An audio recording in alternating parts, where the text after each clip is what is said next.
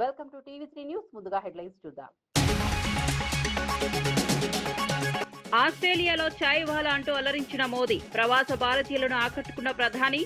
Melbourne సభలో మోదీ సరదా వ్యాఖ్యలు. భారత్ ఆస్ట్రేలియా స్నేహంపై మోదీ ప్రసంగం.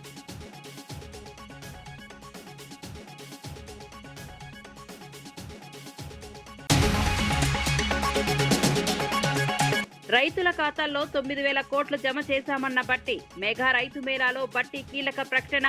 రైతు సంక్షేమమే ప్రభుత్వ లక్ష్యమని వ్యాఖ్య. యూరియా కొరత ఉండదన్న మంత్రి తుమ్మల.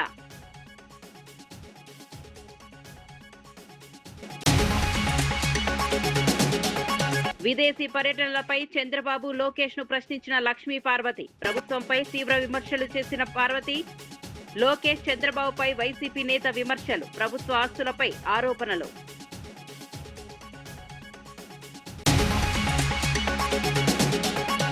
నీటిపారుదలపై సీఎం రేవంత్ ను విమర్శించిన కవిత. రైతులకు అన్యాయం చేస్తున్నారన్న ఎమ్మెల్సీ.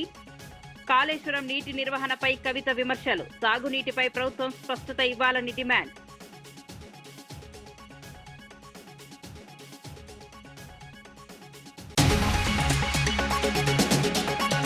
సుగాలి ప్రీతి అంశంపై వైసీపీ రాజకీయాలన్న కిరణ్ రాయల్. వైసీపీపై జనసేన నేత కిరణ్ రాయల్ విమర్శలు.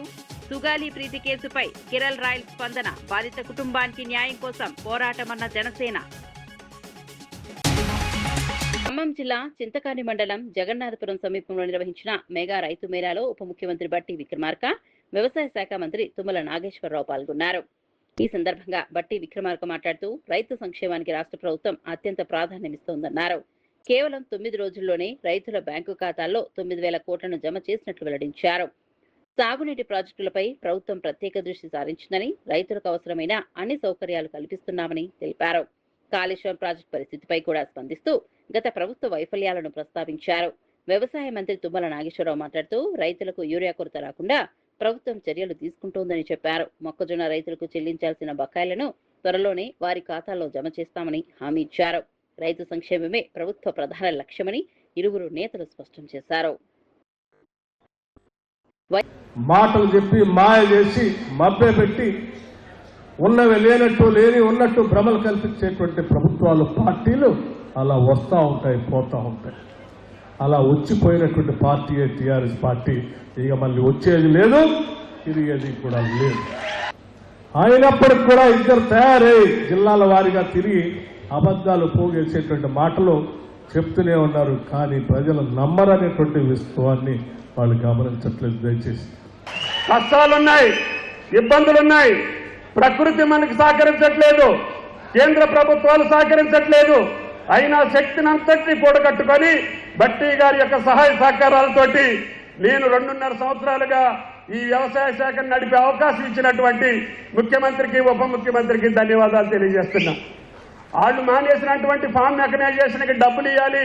మన రైతులకి, చిన్నతర రైతులకి పనిముట్లుంటే వ్యవసాయం సులువు అవుతుంది, లేబర్ దొరకట్లేదు అని అంటే పెద్ద మనసుతోటి ఫామ్ మెకనైజేషన్కి 1000 కోట్లు శాంక్షన్ చేసినటువంటి ప్రభుత్వం మన ప్రభుత్వం అని చెప్పి మీకు ఈ సందర్భంగా మనం చేస్తున్నాం.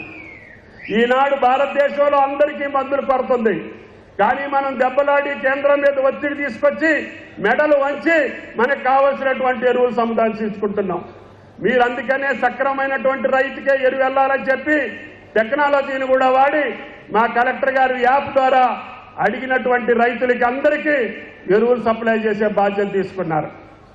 ఈరోజు ఎక్కడా కూడా రైతులను మోసం చేసేటటువంటి వ్యక్తులు, బ్లాక్ మార్కెట్ చేసే వ్యక్తులు, ఈ యొక్క యూరియాని వేరే పరిశ్రమలకు మార్చేటటువంటి వ్యక్తుల యొక్క ఆగడాలు అరికట్టడం కోసం టెక్నాలజీని వాడుతున్నాం. అదేవిధంగా మీకు వాతావరణానికి కూడా ఒక యాప్ పంపించాం. ఈరోజు చింతకాలంలో వర్షం పడుతుందా పడదా అని చూసుకునే అవకాశం కూడా మీకు ఇచ్చాం. ఆ యాప్ ద్వారా మీరు ఆ వాతావరణ పరిశీలన చేసుకొని మీ వ్యవసాయం ముందుకెళ్ళొచ్చు. ఇక వార్త వివరాల్లోకి వెళ్తే రాష్ట్ర దేవాదాయ ధర్మాదాయ శాఖ మంత్రి ఆనం రామనారాయణ రెడ్డి అధ్యక్షతన అమరావతి సచివాలయంలో కామన్ గుడ్ ఫండ్ కమిటీ సమావేశం జరిగింది. ఈ సమావేశంలో ఆలయాల అభివృద్ధి, ధూపదీప నైవేద్య పథకం విస్తరణ, గోదావరి పుష్కరాల ఏర్పాట్లు, పెండింగ్ అభివృద్ధి పనుల పురోగతిపై సమగ్ర సమీక్ష నిర్వహించారు. కామన్ గుడ్ ఫండ్ హిందూ ధార్మిక సంస్థల అభివృద్ధికి కీలక నిధిగా పనిచేస్తోందని మంత్రి తెలిపారు. ఈ నిధులతో ఆలయాల పునరుద్ధరణ, వేద ఆగమ పాఠశాలలు, బలహీన వర్గాల కాలనీలో దేవాలయాల నిర్మాణం, ధూపదీప నైవేద్యాల నిర్వహణ వంటి కార్యక్రమాలు చేపడుతున్నట్లు వివరించారు. గత ప్రభుత్వంలో పెండింగ్ లో ఉన్న పనులకు కూటమి ప్రభుత్వం వేగం తీసుకొచ్చిందని, ఇప్పటికే వందలాది ఆలయాల్లో పనులు పూర్తయ్యాయని వెల్లడించారు. కొత్తగా 659 దేవాలయాలకు దాదాపు 790 కోట్ల నిధులు మంజూరు చేసినట్లు తెలిపారు. పనుల నాణ్యతలో ఎలాంటి రాజీ ఉండకూడదని, అన్ని టెండర్లు, అనుమతులు వేగంగా పూర్తి చేసి నిర్ణీత గడువులో అభివృద్ధి పనులు పూర్తి చేయాలని అధికారులను మంత్రి ఆదేశించారు. ఎంతవరకు మనం 30% ఎంసీ ఉంటే ఒకవేళ కొంతమంది 10% ఎగ్జామ్షన్ ఉంటారు, 15% ఉంటారు, కొంతమంది టోటల్ ఎగ్జామ్షన్స్ ఉంటాయి. వాటిని బట్టి ఆ ప్రయారిటీస్ని బట్టి ఆ ఎగ్జామ్షన్ మనం నిర్ణయం తీసుకున్నాక వాళ్ళకి నెక్స్ట్ ప్రొసీడింగ్స్ ఇచ్చారు. బీఆర్ఎస్ ఎమ్మెల్సీ కల్వకుంట్ల కవిత ముఖ్యమంత్రి రేవంత్ రెడ్డి నీటిపారుదల విధానంపై తీవ్ర విమర్శలు చేశారు. అధికారుల సూచనలు చెప్పడం తప్ప ముఖ్యమంత్రికి స్వంత అవగాహన లేదని ఎద్దేవా చేశారు. మేడిగడ్డతో సంబంధం లేకుండానే రాళ్లగోడ నిర్మించి కన్నేపల్లి పంప్ హౌస్ ద్వారా నీటిని ఎత్తిపోసే అవకాశం ఉందని పేర్కొన్నారు. అయినప్పటికీ గత ప్రభుత్వంపై ఉన్న కక్షతో కాంగ్రెస్ ప్రభుత్వం రైతులకు అన్యాయం చేస్తోందని ఆరోపించారు. ప్రత్యామ్నాయ మార్గాలు అందుబాటులో ఉన్నా నీటిని విడుదల చేయకుండా రైతుల ప్రయోజనాలను దెబ్బతీస్తోందని మండిపడ్డారు. సాగునీటి విషయంలో రాజకీయాలు కాకుండా రైతుల ప్రయోజనాలను దృష్టిలో పెట్టుకుని ప్రభుత్వం నిర్ణయాలు తీసుకోవాలని సూచించారు. రాష్ట్రంలో నీటి నిర్వహణపై ప్రభుత్వం స్పష్టమైన కార్యాచరణ ప్రకటించాలని డిమాండ్ చేశారు. రైతుల కోసం బీఆర్ఎస్ పోరాటం కొనసాగిస్తోందని కవిత స్పష్టం చేశారు. మా నిజాం సాగరు, మా మల్లన్న సాగరు, కొండపోచమ్మ సాగరు వాటన్నిటికి వచ్చేటి అవొస్తాయి. నల్గొండ దాకా కాకతీయ కెనాల్ల నీళ్లతోని టోటల్ ఒక 30 lakh వాటికి కూడా వాటర్ పంపించేటటువంటి అవకాశం ఉంటుంది. కానీ కేవలం అవగాహన రాహిత్యంతో, అహంకారంతో, అవినీతి మరకలు పాత గవర్నమెంట్ మీద వేయాలన్నటువంటి దుగ్ధతోని ఇంతమంది రైతులు ఇన్ని లక్షల ఎకరాలను ఎండబెడతా ఉన్నారు ముఖ్యమంత్రి గారు. ఇది కరెక్ట్ కాదు. నిన్న మీరు ఒక పార్టీ మీద మీరు విమర్శ చేయాలి కాబట్టి అది మేడిగడ్డ కడితే ఇట్లయితుంది, అట్లయితుంది, కూలిపోతుంది, నేను మేస్త్రిని, నాకు తెలుసు ఇల్లు ఎట్లా కట్టాను అని చెప్పారు. సంతోషం, మీరు మేస్త్రే. నేనేమంటున్నా, మేస్త్రి గారు ఒక 1/2 కిలోమీటర్ మీరు రాళ్ళ కూడా కడితే అసలు మేడిగడ్డ బ్యారేజ్ని పక్కకు తీసి కంప్లీట్గా అన్నారం సుందిల్లని తీసుకోవచ్చు. ఏ ఎక్స్పర్ట్ వచ్చినా, ఏ ఇంజనీర్ గారిని అడిగినా ఈ విషయం చెప్తారు.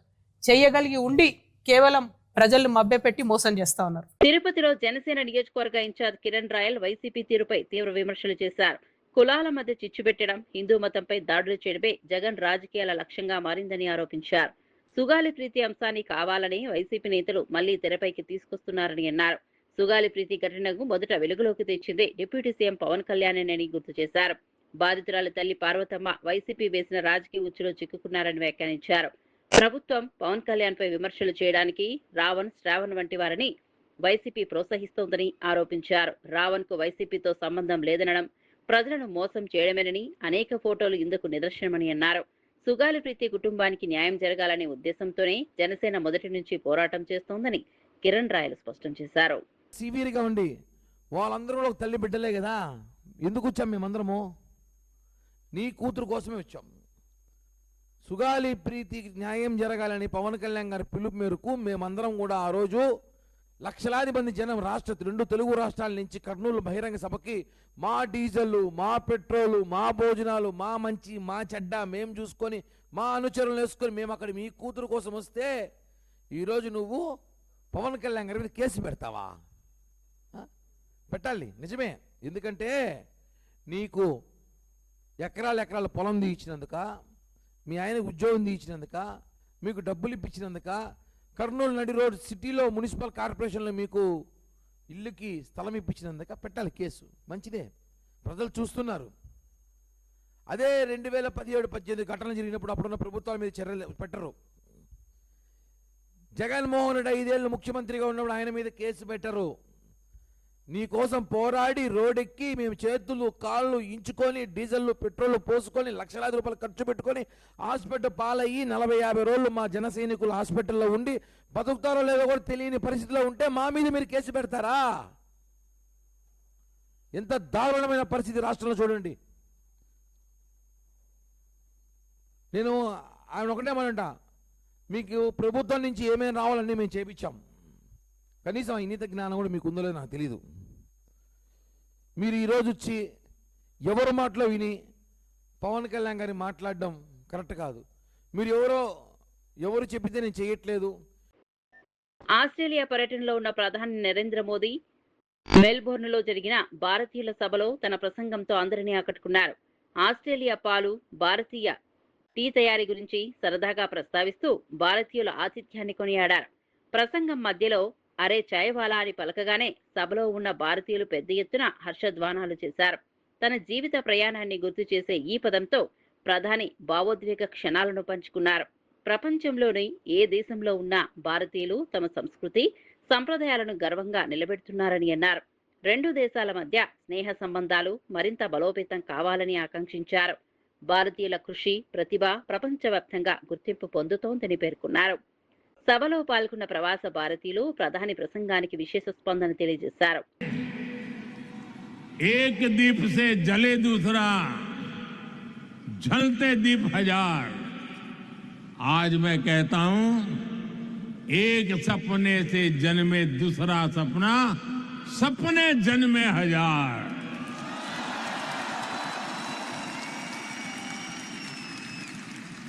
एक लक्ष्य पूरा होता है तो उससे भी बड़ा संकल्प सामने आता है।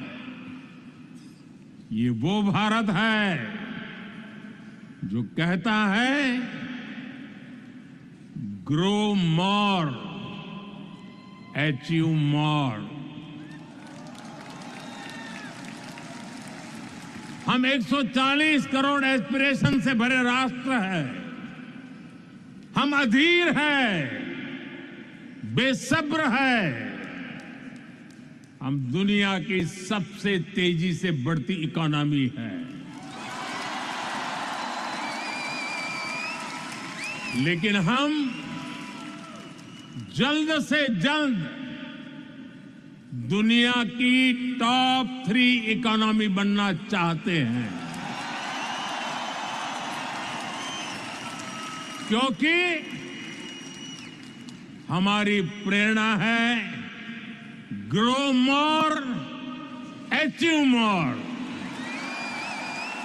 Grow more, grow more.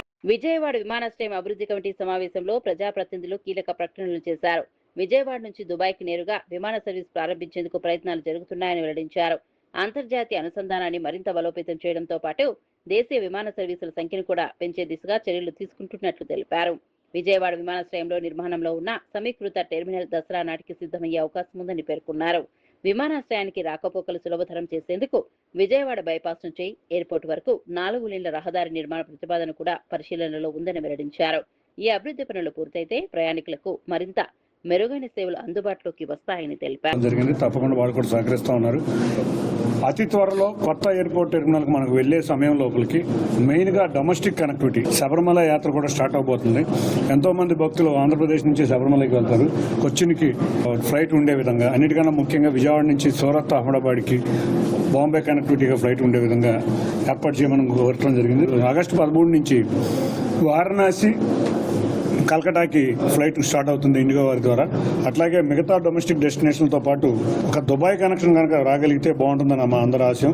అన్నిటికన్నా ముఖ్యంగా బాంబే అండ్ ఢిల్లీ ఫ్లైట్లు ఇంటర్నేషనల్ కనెక్టివిటీకి అరైవల్, డిపార్చర్, ప్యాసింజర్కి సర్వే ఉండే విధంగా సమయాలు కరెక్ట్ చేయమని అడుగుతూ జరిగింది. అన్నింటినీ కూడా కేంద్ర మంత్రి రామ్మోహన్ నాయుడు గారి దృష్టికి కూడా తీసుకువెళ్లి ఈ సమస్యలన్నీ పరిష్కరించే విధంగా కృషి చేస్తామని తెలియజేస్తున్నాం. ఇప్పటికి మనకి ఆల్రెడీ షార్జాకు ఒక ఫ్లైట్ ఉంది, అలాగే సింగపూర్కి ఉంది. అలాగే ఇక్కడి నుంచి శ్రీలంకకి ఒక ఫ్లైట్ కూడా కావాలని చెప్పేసి ఒక ప్రపోజల్ పెట్టాం. అదే రకంగా ఇక్కడి నుంచి యూరోప్ వెళ్ళేటువంటి వాళ్ళు కానీ, అలాగే అమెరికా వెళ్ళేటువంటి వాళ్ళు కానీ, యుఎస్ వెళ్ళేటువంటి వాళ్ళు కానీ, ఆఫ్రికా వెళ్ళేటువంటి వాళ్ళు కానీ, దుబాయ్కి ఒక ఎమిరేట్స్ ఫ్లైట్స్, విజయవాడ నుంచి దుబాయ్కి ఒక ఎమిరేట్స్ ఫ్లైట్స్ కానీ వేస్తే ప్రపంచం మొత్తానికి కూడా, వరల్డ్ మొత్తానికి కూడా కనెక్టివిటీ వస్తుంది. ఆంధ్రప్రదేశ్ బీజేపీ రాష్ట్ర అధ్యక్షుడు పివిఎన్ మాధవ్ విజయవాడలో నిర్వహించిన మన ఊరు మన జెండా శిక్షణ కార్యక్రమంలో కీలక వ్యాఖ్యలు చేశారు. మతం, కులం పేరుతో విద్వేషాలను రెచ్చగొట్టే శక్తులను ఎట్టి పరిస్థితుల్లోనూ సహించబోమని స్పష్టం చేశారు. దేశ సమైక్యత, జాతీయ భావనను కాపాడడం భారతీయ జనతా పార్టీ ప్రధాన లక్ష్యమని పేర్కొన్నారు. పార్టీ సిద్ధాంతాలను ప్రతి గ్రామానికి తీసుకెళ్లేందుకు వినూత్న కార్యక్రమాలు చేపడుతున్నామని వెల్లడించారు. గ్రామ స్థాయిలో పార్టీని మరింత బలోపేతం చేయడానికి కార్యకర్తలు కృషి చేయాలని పిలుపునిచ్చారు. ప్రజల్లో జాతీయ చైతన్యం పెంపొందించడంలో బీజేపీ కీలక పాత్ర పోషిస్తోందని అన్నారు. సమాజంలో శాంతి, సామరస్య వాతావరణాన్ని కాపాడేందుకు ప్రతి కార్యకర్త బాధ్యతగా పనిచేయాలని సూచించారు. రాష్ట్ర వ్యాప్తంగా పార్టీని మరింత విస్తరించే దిశగా కార్యక్రమాలు కొనసాగుతాయని పీవీఎన్ మాధవ్ స్పష్టం చేశారు. నేతృత్వంలో నక్సలిజాన్ని పూర్తిగా రూపుమాపారు. ఇటువంటి విషయాన్ని గమనించే వ్యక్తులు, వ్యవస్థలు కూడా నాశనం చేయాల్సిన పరిస్థితి ఉంది. వాళ్ళ టెక్నాలజీ యొక్క ఉపయోగంతో ఇటువంటి ప్రయత్నం చేస్తున్న అందరిపైన కూడా తప్పనిసరిగా ఉక్కుపాదం పెట్టడం జరుగుతుంది. కేవలం అరెస్ట్లే కాకుండా దాని వెనకాల ఉండే వ్యవస్థలు కూడా నాశనం చేస్తుంది. వైఎస్ఆర్సీపీ రాష్ట్ర ప్రధాన కార్యదర్శి నందమూరి లక్ష్మీపార్వతి ముఖ్యమంత్రి చంద్రబాబు నాయుడు, మంత్రి నారా లోకేష్లపై తీవ్ర విమర్శలు చేశారు. చదువులో ఉత్తీర్ణత సాధించని నారా లోకేష్ ఇప్పుడు రెడ్ బుక్ పట్టుకుని ఇష్టానుసారంగా వ్యవహరిస్తున్నారని వ్యాఖ్యానించారు. పోలీసులు తమ కుటుంబ వ్యవస్థ అన్న భావనతో అధికారాన్ని దుర్వినియోగం చేస్తున్నారని ఆరోపించారు. వైఎస్ జగన్ ప్రభుత్వ హయాంలో ఏర్పాటు చేసిన మెడికల్ కళాశాలలు, పోర్టులను ప్రైవేటుకు అప్పగించే ప్రయత్నాలు జరుగుతున్నాయని అన్నారు. కమిషన్ల కోసం ప్రభుత్వ ఆస్తులను విక్రయిస్తున్నారని ఆరోపించారు. ఆ అక్రమాలను దాచిపెట్టేందుకే చంద్రబాబు, లోకేష్ విదేశీ పర్యటనలు చేస్తున్నారని విమర్శించారు. ప్రజల ఆస్తులను కాపాడాల్సిన ప్రభుత్వం వాటిని ప్రైవేట్ సంస్థలకు అప్పగించడం దురదృష్టకరమని పేర్కొన్నారు. రాష్ట్ర ప్రజలు వాస్తవాలను గమనిస్తున్నారని, ప్రభుత్వ చర్యలపై ప్రజలకు సమాధానం చెప్పాల్సిన బాధ్యత అధికార పార్టీపై ఉందని లక్ష్మీపార్వతి అన్నారు. పరిపాలకుడు ఎవరంటే చరిత్రలో ఒక్క చంద్రబాబు తప్ప ఇంకెవరు లేరు. కొడుకు కూడా అదే ట్రైనింగ్ ఇచ్చి ఈ రోజు తయారు చేస్తాం. అందుకనే వాడు రెడ్ బుక్ ఓడి పట్టుకొని వస్తాడు. వాడికి ఏం తెలుసని రెడ్ బుక్ ఏంటి, విప్లవం ఏంటి?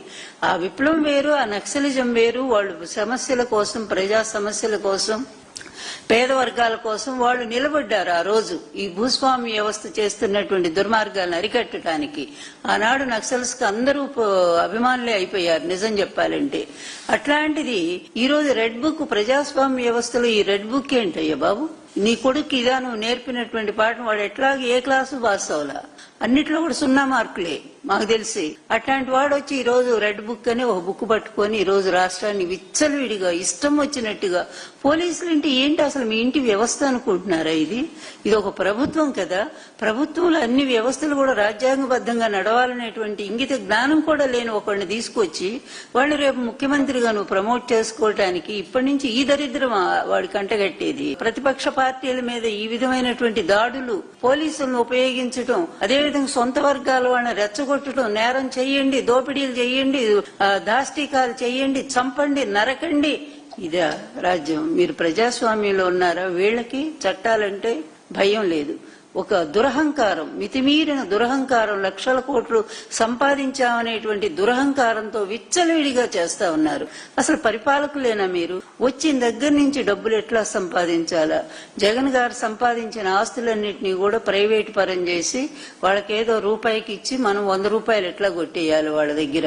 ఈ విధంగా ఈ పోర్టు కూడా ఇస్తున్నారు కదా, రామాయం పోర్టు కూడా, దాన్ని కూడా ప్రైవేట్ పరం అట.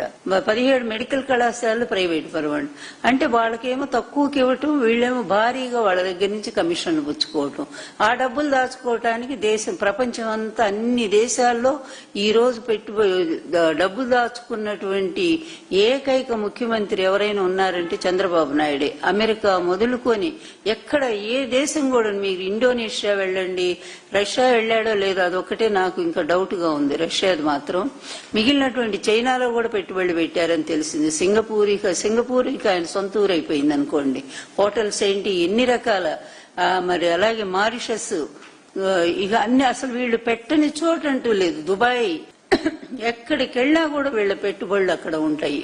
ఇప్పుడు తోపుదుర్తి ప్రకాష్ రెడ్డి గారిని చూస్తున్నాము. మొన్న ఆయన చంపించడానికి ఆయన కారుని టిప్పర్తో కొట్టించారు అక్కడ తెలుగుదేశం వాళ్ళు, స్థానికులు.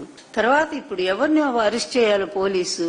అవతల వాళ్ళని కదా, టిప్పర్ డ్రైవర్ని అరెస్ట్ చేయాలా? ఆ టిప్పర్ ఎవరిదో తెలుగుదేశం వాళ్ళది అన్నట్టు, అది కూడా మరి వాళ్ళని అరెస్ట్ చేయాలి. అదేమి లేకుండా ఇప్పుడు ఆయన మీద కేసు పెట్టారు. ఆయన ఇంటి మీదకి తెలుగుదేశం వాళ్ళు దండేస్తారు. ఇట్లా అదేవిధంగా ఆఖరి శ్మశానం కూడా కబ్జాట. ఆ శవాన్ని పాపం శ్మశానాన్ని తీసుకెళ్తుంటే ఆపేసి తెలుగుదేశం వాళ్ళు మీరు శ్మశానానికి. బీజేపీ ఎంపీ ధర్మపురి అరవింద్ విద్యారంగ అభివృద్ధిపై కేంద్ర ప్రభుత్వ కట్టుబాటును వివరించారు. ప్రధాని నరేంద్ర మోదీ నాయకత్వంలో పాఠశాల విద్యకు అత్యంత ప్రాధాన్యమిస్తున్నామని తెలిపారు.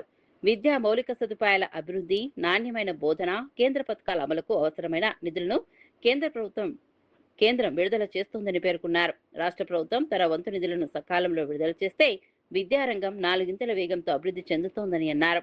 కేంద్రం అందిస్తున్న అవకాశాలను పూర్తిగా వినియోగించుకోవాలని రాష్ట్ర ప్రభుత్వానికి సూచించారు. విద్యార్థులకు మెరుగైన వసతులు, డిజిటల్ విద్య, పాఠశాలల ఆధునీకరణ కోసం కేంద్ర ప్రభుత్వం అనేక కార్యక్రమాలు చేపడుతోందని వెల్లడించారు. కేంద్ర రాష్ట్ర ప్రభుత్వాల సమన్వయంతోనే విద్యారంగంలో ఆశించిన ఫలితాలు సాధ్యమవుతాయని అరవింద్ అభిప్రాయపడ్డారు. విద్యార్థుల భవిష్యత్తు కోసం రాజకీయాలకు అతీతంగా కలిసి పనిచేయాలని ఆయన పిలుపునిచ్చారు. మోదీ గారి నాయకత్వంలో స్కూల్ ఎడ్యుకేషన్కి మరింత ప్రోత్సాహం కూడా లభిస్తుంది. రాష్ట్ర ప్రభుత్వం కూడా తమ వాటా కూడా తొందరగా అన్ని స్కీమ్ అలాట్ చేస్తే ఇంకా డెవలప్మెంట్ ఇంకా 4 గంటలు స్పీడ్గా చేసుకోవచ్చు. వ్యవసాయ శాఖ మంత్రి నాదెండ్ల మనోహర్ విజయవాడలో నిర్వహించిన ఖరీఫ్ సన్నాహక సమీక్షా సమావేశంలో కీలక వివరాలు వెల్లడించారు. రాష్ట్రంలో రికార్డు స్థాయిలో 11,50,000 మంది రైతుల నుంచి వరి కొనుగోలు చేసినట్లు తెలిపారు. ఈ విషయంలో పంజాబ్ వంటి రాష్ట్రాలకు కూడా ఆంధ్రప్రదేశ్ అధిగమించిందని పేర్కొన్నారు. ఖరీఫ్ సీజన్ కు సంబంధించి రైతులు, రైస్ మిల్లర్లతో గోనె సంచులు, తేమ శాతం, రవాణా, కొనుగోలు ఏర్పాట్లపై సమగ్రంగా చర్చించినట్లు వెల్లడించారు. రైతులకు ఎలాంటి ఇబ్బందులు తలెత్తకుండా కొనుగోలు ప్రక్రియను పారదర్శకంగా నిర్వహించేందుకు ప్రభుత్వం చర్యలు తీసుకుంటోందని చెప్పారు. ప్రతి గింజకు గిట్టుబాటు ధర అందేలా ఏర్పాట్లు చేస్తున్నామని, రైతుల ప్రయోజనాలే ప్రభుత్వ ప్రధాన లక్ష్యమని స్పష్టం చేశారు. ఖరీఫ్ సీజన్ మొత్తం వరి కొనుగోలు సజావుగా సాగేందుకు అన్ని శాఖల సమన్వయంతో పనిచేయాలని అధికారులను ఆదేశించారు. రైతులకు మెరుగైన సేవలు అందించేందుకు ప్రభుత్వం పూర్తిగా కట్టుబడి ఉందని మంత్రి మనోహర్ వెల్లడించారు. ఆంధ్రప్రదేశ్ బీజేపీ రాష్ట్ర అధ్యక్షుడు పివిఎన్ మాధవ్ పండించిన ధాన్యాన్ని అమ్ముకునే విధంగా ఒక వెసులుబాటు కల్పించాం. ఈ ఖరీఫ్ కల్లా మేము కొత్త సంస్కరణలు తీసుకొచ్చి గన్నీసు మేము రైతు సహాయ కేంద్రాల్లోనే ఏర్పాటు చేసే విధంగా ఒక నిర్ణయం తీసుకున్నాం. రైతు సోదరుడికి ఏ విధంగా 24 గంటల్లోనే మేము డబ్బులు చెల్లిస్తున్నామో ధాన్యం కొనుగోలుకి, ట్రాన్స్పోర్ట్ ఖర్చులు కూడా ఈ ఖరీఫ్ నుంచి అదే విధంగా వాళ్ళకి 48 గంటల్లోపే వాళ్ళ ఖాతాల్లోకి రైతు కష్టపడి ఖర్చు పెట్టుకున్న ఆ ట్రాన్స్పోర్ట్ విషయంలో కూడా మేము ఆ సంస్కరణ తీసుకురాబోతున్నాం. Same brand, same company, same model, ఈ మాయిశ్చర్ మీటర్ రీడింగ్ ఎక్కడ కూడా అనుమానాలు రాకుండా ఉండాలనే ఆలోచనతో ఏదైతే మిల్లో ఉందో అదే ఆర్ఎస్కేలో ఉన్న బ్రాండ్ని వాడాలనే ఒక నిబంధన తీసుకొచ్చాం. దాదాపు 90% పూర్తయింది. ఈ ఖరీఫ్ కల్లా 100% అన్ని ప్రాంతాల్లో కూడా అదే ఏర్పాటు చేస్తాం. కేంద్ర బొగ్గు గనుల శాఖ మంత్రి కిషన్ రెడ్డి సింగరేణి కాలరీస్ కంపెనీకి తాడిచెర్ల 2 బొగ్గు గనిని నేరుగా కేటాయించిన విషయంపై వివరాలు వెల్లడించారు. వేలం నిర్వహించకుండా నామినేషన్ పద్ధతిలో గని కేటాయించడం వల్ల సింగరేణి సంస్థకు సుమారు 2,550 కోట్ల ప్రీమియం భారం తప్పిందని తెలిపారు. ఈ గనిలో 182 మిలియన్ టన్నుల బొగ్గు నిల్వలు ఉన్నాయని, దీని ద్వారా సంస్థకు దాదాపు 64,000 కోట్ల ఆదాయం వచ్చే అవకాశం ఉందని చెప్పారు. తెలంగాణ ప్రభుత్వానికి రాయల్టీ రూపంలో సుమారు 16,000 కోట్ల ఆదాయం లభిస్తోందని వెల్లడించారు. ఈ ప్రాజెక్టు ద్వారా సుమారు 1,200 మందికి కొత్తగా ఉపాధి అవకాశాలు కలుగుతాయని పేర్కొన్నారు. సింగరేణి సంస్థను మరింత బలోపేతం చేయడానికి కేంద్ర ప్రభుత్వం కట్టుబడి ఉందని, తెలంగాణ అభివృద్ధికి అవసరమైన సహకారం కొనసాగుతోందని కిషన్ రెడ్డి స్పష్టం చేశారు. కూడా ఉంది. టీఆర్ఎస్ హయాంలో 30,000 కోట్ల రూపాయలు బకాయిలు పెట్టి ఫామ్ హౌస్లో కొన్నాను. 30,000 crores వాళ్ళ హయాంలో బకాయిలు పెట్టారు. ఈరోజు సింగరేణి విషయంలో నేను కిషన్ రెడ్డిని ప్రశ్నిస్తున్నా అనేటువంటి నైతిక హక్కు బీఆర్ఎస్ పార్టీకి లేదు. 30,000 కోట్ల రూపాయలు సింగరేణి కార్మికుల కష్టార్జితం వాళ్ళకు అందకుండా మీరు ఉపయోగించుకొని వాళ్ళ డబ్బాలకు ఇవ్వకుండా ఈరోజు సింగరేణి కార్మికుల పెద్ద మీద చాంపియన్ అయినట్టు ఇష్టారాజ్యంగా దాన్ని ప్రైవేట్ లిమిటెడ్ కంపెనీ లాగా వాడుకొని బీఆర్ఎస్ హయాంలో వాళ్ళు పోయారు. వీళ్ళు వచ్చారు. కాంగ్రెస్ వచ్చిన తర్వాత 24,000 కోట్ల పైచిలుకు ఈ 2.5 సంవత్సరాల్లో 24,000 కోట్ల రూపాయలు. ఇది రాజకీయం కాదు, కార్మికుల యొక్క గుండె చప్పుడు. ఇది కార్మికుల యొక్క బాధ నేను వ్యక్తం చేస్తున్నాను. నేను ఏ పార్టీని విమర్శిస్తాను, ఇది వాస్తవం మాత్రమే చెప్తున్నాను. నేను బీఆర్ఎస్ని కానీ కాంగ్రెస్ని విమర్శిస్తలేదు, ఒక వాస్తవం మాత్రం చెప్తున్నాను. 54,148 కోట్లు టోటల్ ఇద్దరు కలిపి. ఇద్దరి పుణ్యం, ఇద్దరి పాపము పుణ్యము వాళ్ళే అర్థం చేసుకోవాలి. అది మీద దృష్టి పెట్టి చేయకుండా ఏదో బొగ్గు బ్లాక్ వస్తే నేను ఆయన రాష్ట్ర ప్రభుత్వాన్ని తప్పైందా, నేను ఇవ్వడమే తప్ప నేను ఎందుకు విమర్శి నాకు అర్థం కాలేదు. నేను కార్మికులకు కూడా అడుగుతా ఉన్నాను. మీ కార్మిక సంఘాలన్నీ కోరిన తర్వాత నేను ఎంతో కష్టపడి గత 6 నెలల నుంచి అనేక సార్లు మాట్లాడి లీగల్ ఒపీనియన్ తీసుకొని, సుప్రీంకోర్టు ఒపీనియన్ తీసుకొని, రిజిస్ట్రార్ ఒపీనియన్ తీసుకొని అనేక రకాలుగా నేను ప్రయత్నాలు చేసి మా ఆఫీసర్స్ని ఒప్పించి నేను ఒక తెలంగాణ బిడ్డగా నేను బొగ్గు బ్లాక్ను తెస్తే నన్ను విమర్శిస్తున్నారు. నేను ఆ ప్రభుత్వాన్ని విమర్శించాలమన్నా ఢిల్లీ నుంచి ఒక ఇన్ఫర్మేషన్ ఇచ్చిన బొగ్గు బ్లాక్ వచ్చిందని దానికి విమర్శించాల్సిన అవసరం ఉంది. నాకైతే అది ఆశ్చర్యం వేసింది. నేను రాష్ట్ర ప్రభుత్వాన్ని కానీ కేంద్ర ప్రభుత్వాన్ని కానీ లేకపోతే కాంగ్రెస్ పార్టీని కానీ బీఆర్ఎస్ పార్టీని ఒక్క మాట మాట్లాడకుండా బొగ్గుబావి గురించి చెప్పిన దాన్ని నా మీద విమర్శించాల్సిన అవసరం ఉంది. నేను రాజకీయాలు మాట్లాడుకుంటే చాలా మాట్లాడవచ్చు, నా దగ్గర ఇంతనే కట్ట, మళ్ళీ ఎప్పుడైనా మాట్లాడతాను. ఇది సంతోషకరమైన విషయం కాబట్టి ఇది ఒకసారి కొంత డాటా ఈరోజు చెప్పడం అంటే కొంత డాటా అప్డేట్ చేసి క్లియర్ చేయాలా సింగరేణి కార్మికులకు అనే ఉద్దేశంతో నేను చేస్తా ఉన్నాను. మనమందరం కూడా రాజకీయాలకు అతీతంగా సింగరేణి కార్మికులకు అండగా ఉండాలి. సింగరేణికి సంబంధించినటువంటి కంపెనీ ఏదైతున్నదో ఒక బొగ్గు ఉత్పత్తి చేసే కంపెనీ మాత్రమే చూడకూడదు. మరి వైఎస్ఆర్సీపీ మాజీ మంత్రి సాకే శైలజనాథ్ అమరావతి అంశంపై స్పందిస్తూ కీలక వ్యాఖ్యలు చేశారు.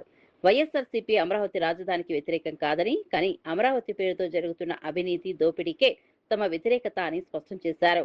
రాజధాని నిర్మాణానికి ఎందుకు అంత భారీ వ్యయం చేస్తున్నారో ప్రభుత్వం ప్రజలకు వివరించాలని డిమాండ్ చేశారు.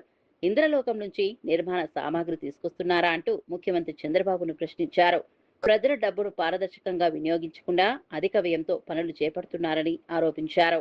రాజధాని అభివృద్ధి పేరుతో కొందరికి మాత్రమే లాభం చేకూరే విధంగా నిర్ణయాలు తీసుకోవడం సరికాదన్నారు. ప్రజాధనం ఖర్చు చేసే ప్రతి అంశంపై ప్రభుత్వం పూర్తి వివరాలు వెల్లడించాలని కోరారు. అమరావతి అభివృద్ధి పారదర్శకంగా ప్రజల ప్రయోజనాలను దృష్టిలో పెట్టుకుని సాగాలని సాకే శైలజానాథ్ పేర్కొన్నారు. దేవతలు ఏమైనా కంపెనీ పెట్టారా పైన ఎక్కడో నాకు తెలియదు, కానీ ఇంద్రలోకం నుంచో ఎక్కడి నుంచో వస్తా ఉందే మెటీరియల్ అదన్నా చెప్పాలి. ట్రాన్స్పోర్ట్ ఛార్జెస్ ఎక్కువైనాయి, ర్యాకెట్లలో పోవాలా తెచ్చుకోవాలా, లేకుంటే భూమి లోపలికి పోవాలా తెచ్చుకో. సువర్లోక భువర్లోక మహర్లోక అని రకరకాల లోకాలు ఉంటాయి. అవన్నీ కూడా ఆఖరి బాబు గారు మీరేమన్నా బంగారు వేసి ఏమన్నా కడతా ఉన్నారా?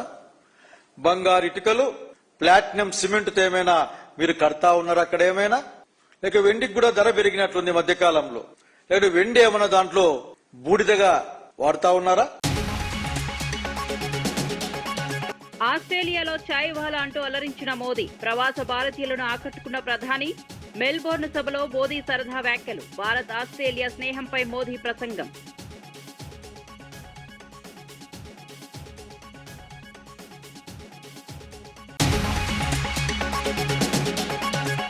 రైతుల ఖాతాల్లో 9,000 కోట్లు జమ చేశామన్న బట్టి, మెగా రైతు మేళాలో బట్టి కీలక ప్రకటన, రైతు సంక్షేమమే ప్రభుత్వ లక్ష్యమని వ్యాఖ్య, యూరియా కొరత ఉండదన్న మంత్రి తుమ్మల.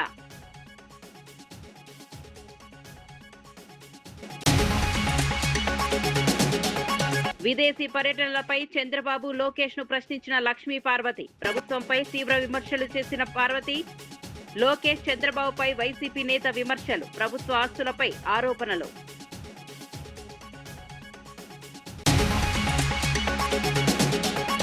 నీటి పారుదలపై సీఎం రేవంత్ ను విమర్శించిన కవిత, రైతులకు అన్యాయం చేస్తున్నారన్న ఎమ్మెల్సీ, కాళేశ్వరం నీటి నిర్వహణపై కవిత విమర్శలు, సాగునీటిపై ప్రభుత్వం స్పష్టత ఇవ్వాలని డిమాండ్.